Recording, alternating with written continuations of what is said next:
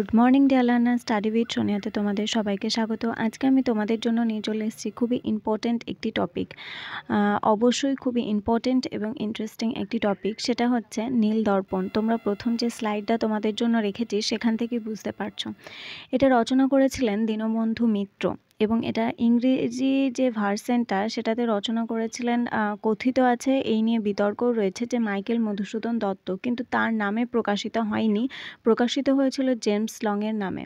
তো এই পুরো বিষয়টা নিয়ে আজকে কিন্তু আলোচনা করব। কেউ ভিডিওটা স্কিপ করবে না, পুরোটা দেখবে। 3 থেকে 4 বার দেখলেই এই ভিডিওটা তোমাদের মাথার মধ্যে একদম গল্পের মতো মুখস্থ হয়ে যাবে। সমস্তটাই তোমরা যখনই কোনো কোয়েশ্চেন আসবে এখান থেকে বলতে পারবে। আর অবশ্যই খাতা পেন নিয়ে বসবে, কারণ এখান থেকে অনেক শর্ট কোয়েশ্চেনও বেরোবে। তোমরা ভিডিওটা মাঝে মধ্যে পজ করে এখান থেকে এই কোয়েশ্চেনগুলো লিখে নিতে পারো। তো চলো আমরা আলোচনা শুরু করি। তার আগে বলে নিই, আমার চ্যানেলের নাম হচ্ছে স্টাডি উইথ সোনিয়া। অবশ্যই হ্যাশট্যাগ দিয়ে সার্চ করবে, তাহলে সহজেই কিন্তু আমার চ্যানেলটিকে তোমরা খুঁজে পেয়ে যাবে। এবং যারা এই চ্যানেলে একদম নতুন তারা অবশ্যই সাবস্ক্রাইব করে রাখবে চ্যানেলটিকে, এবং নোটিফিকেশনে বেল আইকনটি প্রেস করে রাখবে। তাহলে যখনই কোনো ইম্পর্ট্যান্ট এবং ইন্টারেস্টিং ভিডিও বানাবো তার নোটিফিকেশন তোমাদের সবার আগে তোমাদের কাছে পৌঁছে যাবে। তো চলো আলোচনা শুরু করি। আমি তোমাদেরকে বলে রাখি যে আমি কিন্তু সবসময় তোমাদের বইয়ের পৃষ্ঠা থেকে নিয়ে যে পিপিটিগুলো তৈরি করি সেগুলো কিন্তু তোমাদের বইয়ের পৃষ্ঠা থেকেই নেওয়া, সেটা তোমরা এখানে দেখে বুঝতে পারছো। তো এইগুলো আমি নিই যাতে তোমাদের বুঝতে সুবিধা হয়, তোমরা সেই জায়গাগুলো আরও ভালো করে পড়তে পারো তার জন্য। তো সাহিত্য নীল দর্পণ সম্পর্কে আজকে আমরা আলোচনা করব। নীল কথা তো আমরা জানি, নীল একটা রং বা কালার, আর দর্পণ মানে হচ্ছে আয়না। তো আয়না কি করে? আমাদের প্রতিচ্ছবিটা আমাদের সামনে তুলে ধরে। ঠিক সেরকমই দীনবন্ধু মিত্র কিন্তু আমাদের সামনে নীল যে সাহেবরা তারা যে অত্যাচার করতো, নীলকর সাহেবরা যে সাধারণ মানুষের ওপর অত্যাচার করতো, চাষিদেরকে বাধ্য করতো তাদের জমিতে নীল চাষ করতে, যার ফলে তাদের অনেক ক্ষতি হতো, উপরন্তু করও দিতে হতো, সেই সমস্ত চিত্রটা তিনি আয়নার মতো আমাদের সামনে তুলে ধরেছিলেন। আর এটা এই জন্য খুব বিখ্যাত, যার জন্য এই সাহিত্যটার নাম হয়েছে নীল দর্পণ।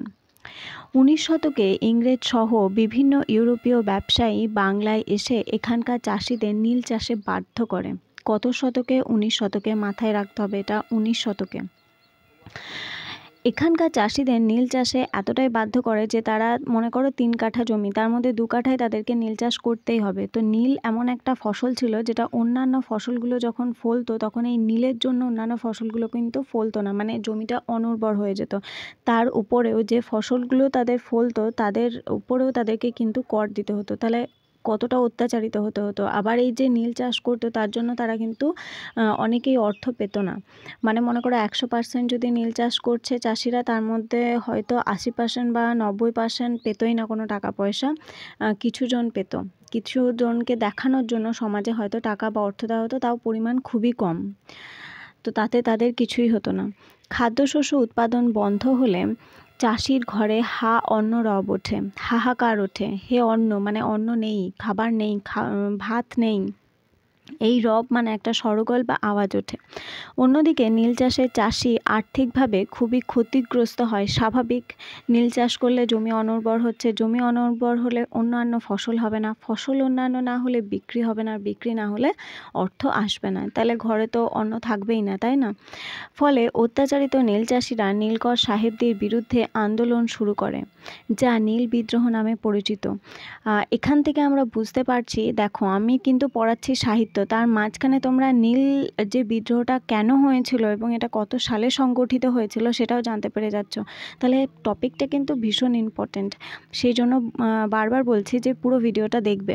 তো নীল বিদ্রোহ কত সালে হয়েছিল? খুব ইম্পর্টেন্ট ঘটনা, 1858 খ্রিস্টাব্দে। 1858 খ্রিস্টাব্দে এই নীল বিদ্রোহ কিন্তু সংগঠিত হয়েছিল। নীলকরদের অত্যাচার ও নীল বিদ্রোহের পটভূমিকায় 19 শতকের খ্যাতনামা ঔপন্যাসিক, নাট্যকার ও সমাজসেবী দীনবন্ধু মিত্র 1829 থেকে 1873 তাঁর শ্রেষ্ঠ সাহিত্য কীর্তি নীল দর্পণ 1860 খ্রিস্টাব্দে রচনা করেছিলেন। কত খ্রিস্টাব্দের সালটা কিন্তু খুবই ইম্পর্ট্যান্ট, মাথায় রাখতে হবে যে 1860 খ্রিস্টাব্দে এটা রচনা করেছিলেন।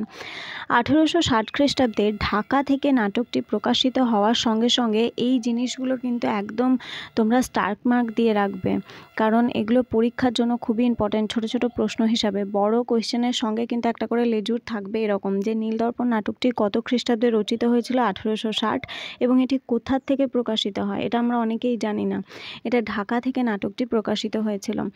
যখনই নাটকটা প্রকাশিত হয় চারিদিকে একটা আলোড়নের সৃষ্টি হয়, যথেষ্ট আলোড়ন, এবং এই নাটকটি বিদেশেও দৃষ্টি আকর্ষণ করেছিল, আমরা পরে জানব।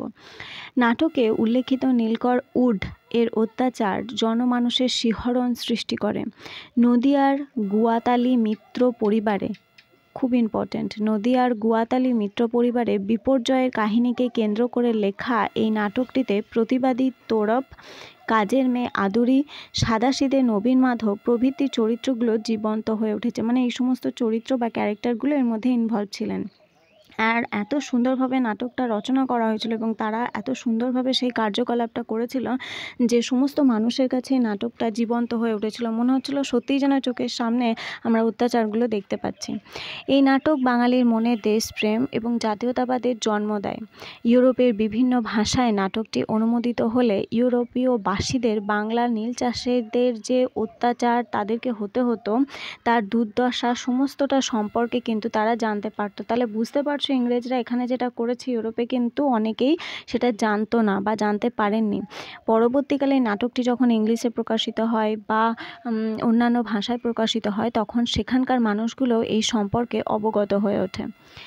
নেক্সট হচ্ছে নীলদর্পণী হলো বাংলার প্রথম নাটক যা ইংরেজি ভাষায় অনুমোদিত হয়। খুব ইম্পর্ট্যান্ট, অনেকগুলো নাটকের নাম তোমার দিয়ে দেবে, তার মধ্যে বলে দেবে যে প্রথম কোন বাংলা নাটকটি ইংরেজি ভাষায় অনুমোদিত হয়। এটা মাথায় রাখতে হবে যে নীলদর্পণ নাটকটি বাংলা ভাষা থেকে ইংরেজি ভাষায় অনুবাদিত হয় একদম প্রথমে। ইংরেজি অনুবাদটি খ্রিস্টান পাদ্রী রেভারেন্ড জেমস লংয়ের নামে প্রকাশিত হয়। কার নামে?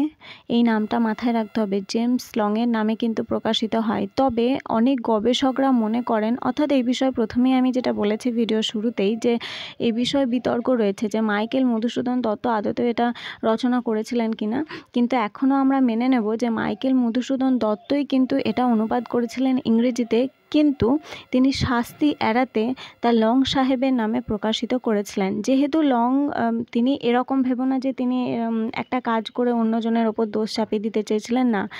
মাইকেল মধুসূদন দত্ত ইউরোপে থাকলেও তিনি কিন্তু এখানে বড়ই হননি, তিনি বাইরে ছিলেন, ইংরেজদের সঙ্গেই থাকতেন, ওখানে পড়াশুনো করতেন, কিন্তু পরবর্তীকালে তিনি এখানে চলে এসেছিলেন এবং এখানকার হয়েই তিনি কথাবার্তা বলতেন। তো মাইকেল মধুসূদন দত্ত একদমই ঘরের ছেলে, ঘরেই ফিরে এসেছিলেন এবং দেশের জন্যই কাজ করেছিলেন। তো এই যে মাইকেল মধুসূদন দত্ত শাস্তি এড়াতে বলতে গেলে জেমস লং ছিলেন ইংরেজদের লোক।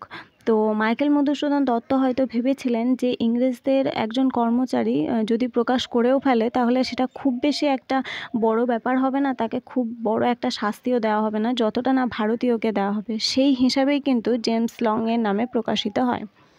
যাই হোক, ইংরেজ সরকার লং সাহেবকে অভিযুক্ত করেন 1861 খ্রিস্টাব্দে। জিনিসটা মনে রেখো, 1861 খ্রিস্টাব্দের সালটা।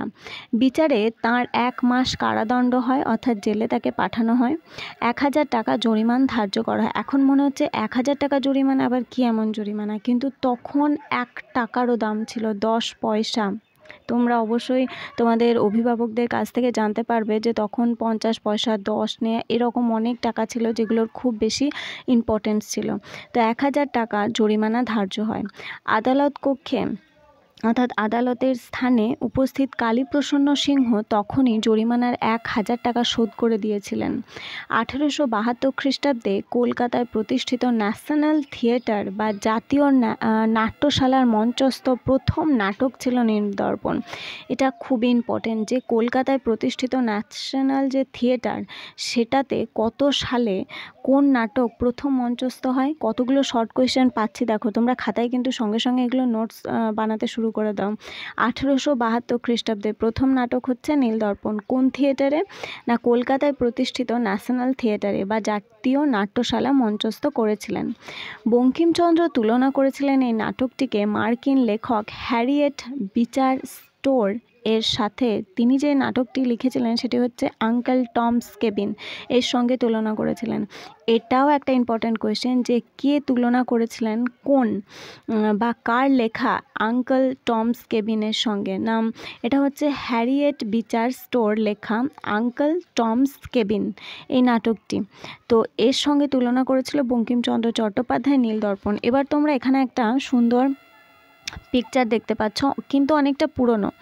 এটা হচ্ছে নীলদর্পণ নাটক, নীলদর্পণের যে সাহিত্যটা রয়েছে তার কিছুটা অংশ এখানে তোমাদের সামনে কিন্তু তুলে ধরা হয়েছে। এই নাটকের প্রথম পৃষ্ঠা বা ধরে নাও কিছুটা অংশ, ভূমিকা এখানে তো লেখাই রয়েছে দেখতে পাচ্ছ।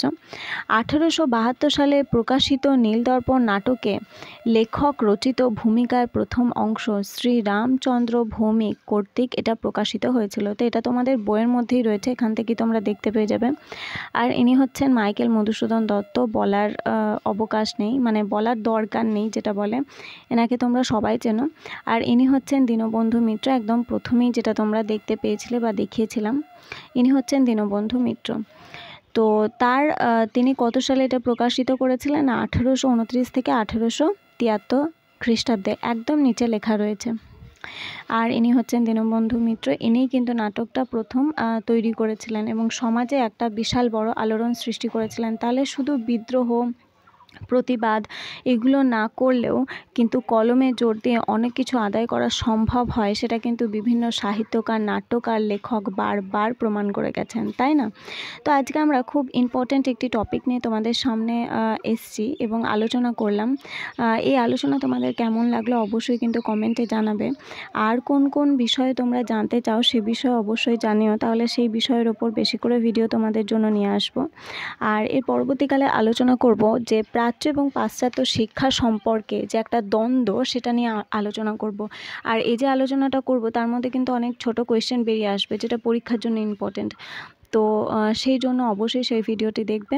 আজকের মতো এই আলোচনা আমি এখানেই শেষ করছি। সবাই ভালো থেকো, আর চ্যানেলটিকে সাবস্ক্রাইব করতে, লাইক করতে একদমই ভুলবে না। চলো, টাটা।